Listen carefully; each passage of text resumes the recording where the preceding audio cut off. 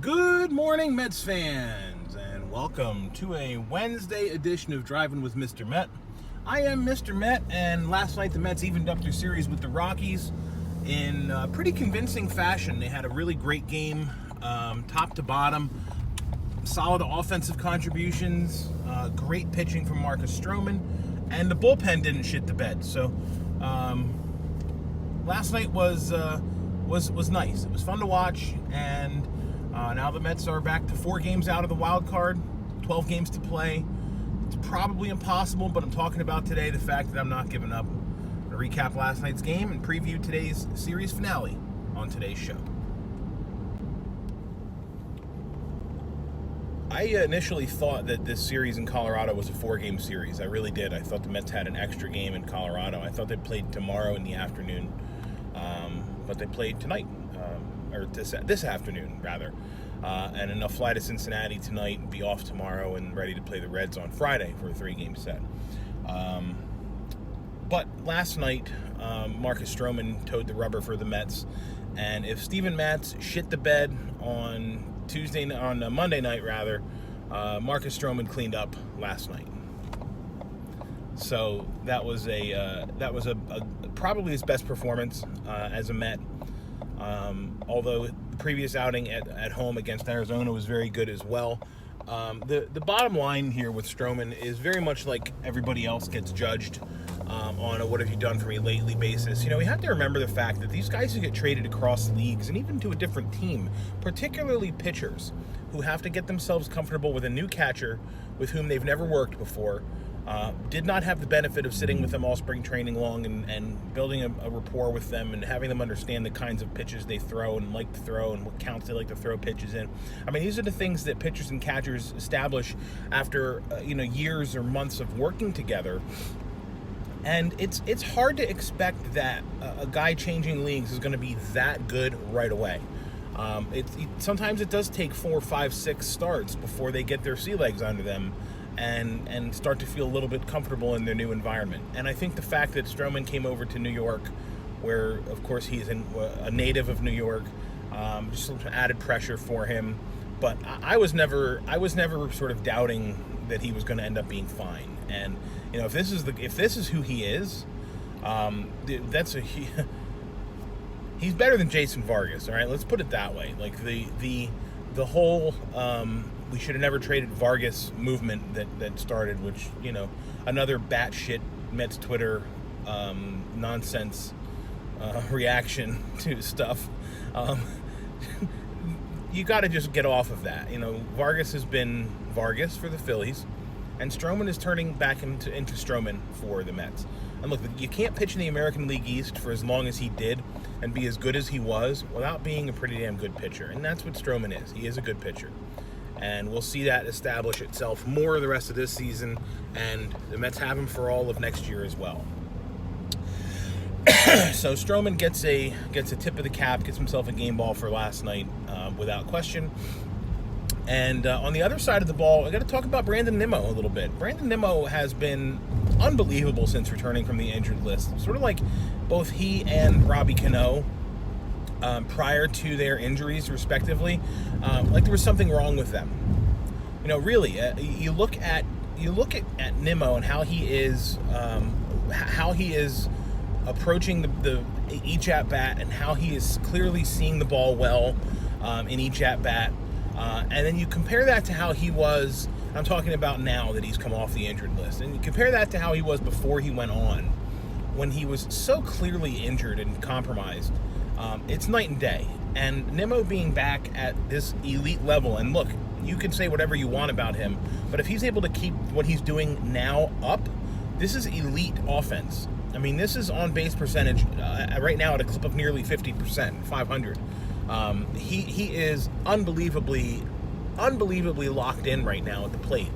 And he has another home run last night, has himself a real nice game, and drawing walks like he always does, in the middle of everything like he always is.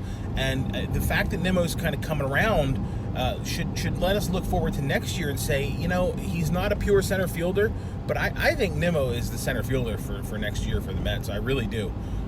Defensively, he may be less than ideal. But man, that bat and his offensive abilities, man, that's got to be in the lineup every single day. So I'm really pulling for Nimmo to be named the everyday center fielder for 2020. He's been great, and I mentioned Cano too. Again, since he came off the injured list, he's brought his batting average up almost 40 points. Right, he's batting in the 260s now. So again, I don't know this for certain, but it feels to me like something was wrong with him before he went on the injured list with that leg, whatever the hell it was, that hamstring pull or strain or whatever. So because he's now hitting the ball like he was all spring training, and like we saw from him last year, a guy who's driving the ball to all fields, making really solid contact. It's the kind of player that we expected Robbie Cano to be for the Mets.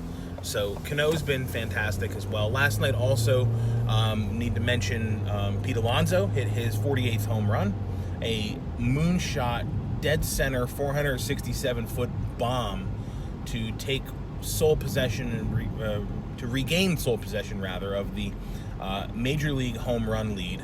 So he's now one home run in front of Eugenio Suarez of the Reds, who of course the Mets will see this coming weekend. But before we get there, let's talk about today's game. It's a 3:10 Eastern start, 1:10 Mountain in Denver, and Noah Syndergaard will be on the hill, and he will be throwing the ball to Rivera. And I know this is going to make a lot of people pissed off because, my God, he has to figure out how to pitch to Wilson Ramos. He does. You're right. But the Mets need to win every game they can. And if having Rivera behind the plate or Tomas Nido behind the plate makes it easier for Noah Syndergaard to pitch 7 innings, that's what we need to do right now. So let's stop with the nonsense. And yet Ramos had a good day yesterday too, by the way. 2 hits.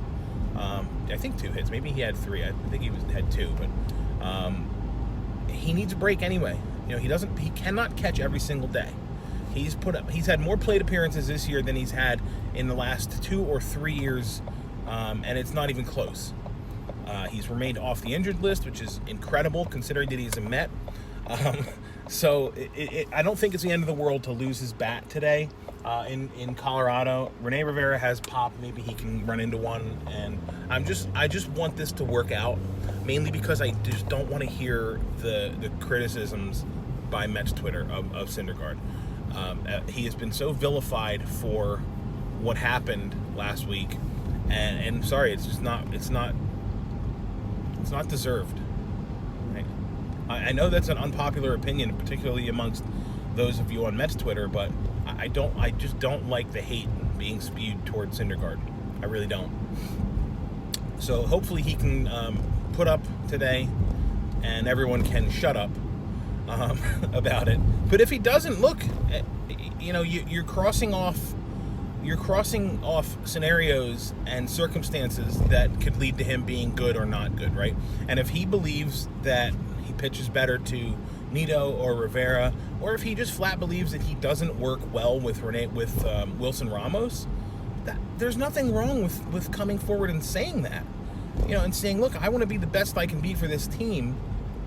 In order for me to do that, I think I need to pitch to this guy, throw to this guy. This guy needs to be behind the plate for me.